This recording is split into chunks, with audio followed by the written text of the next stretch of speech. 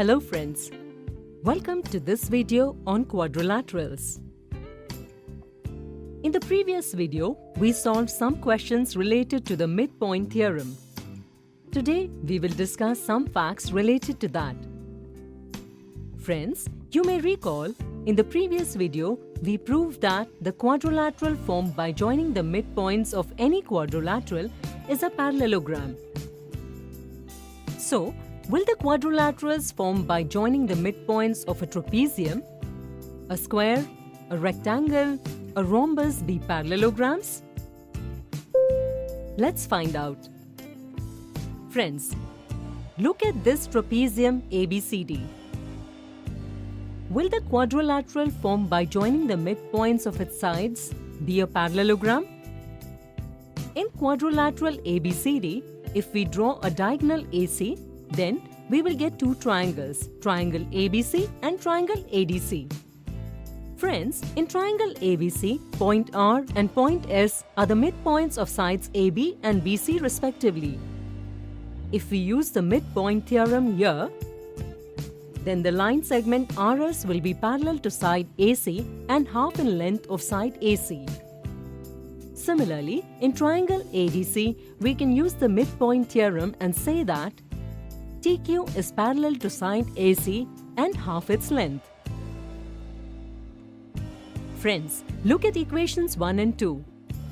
Now we can say that RS is parallel and equal to TQ. And we know that if a pair of opposite sides of any quadrilateral is parallel and equal, then it is a parallelogram. Therefore, RSQT is a parallelogram. Friends, the second quadrilateral DEFG is a square. Will the quadrilateral LMNO formed by joining its midpoints also be a parallelogram? Yes. Here too, by making the diagonal DF, we can get two triangles DEF and DGF. You can also make the diagonal GE. And by using the midpoint theorem in both the triangles, we can say that LM is parallel and equal to ON. Therefore, quadrilateral LMNO will be a parallelogram. Friends, look at this quadrilateral carefully. Will this be a square? Pause the video with the help of a scale and a protractor. Find the measurement of its sides and angles. You will see that this is also a square. Similarly, try yourself for the rectangle and rhombus and come to a conclusion with the help of your classmates and teachers. Let's look at one more question. In the given figure, quadrilateral ABCD is a parallelogram. In which point E and point F are the midpoints of sides BC and DC respectively. And point G is the midpoint of diagonal AC.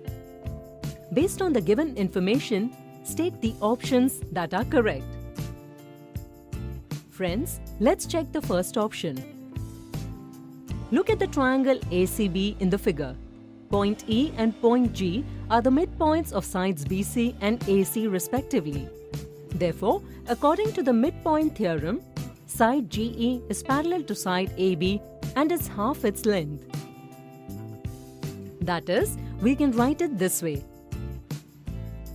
Friends, you can see that our first option is correct. Now we shall look at the second option. We are given that ABCD is a parallelogram. So sides AD and BC will be equal. And point E is the midpoint of side BC. Therefore, BE will be equal to EC. We can write BC in this way. We can substitute EC in place of BE. Friends, you can see that we get AD equal to 2EC. That is, the second option is also correct.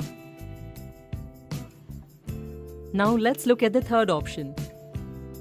Friends, this is quite easy. Pause the video and check it yourself. We are given that ABCD is a parallelogram and the opposite sides of a parallelogram are equal. But both these sides are adjacent sides.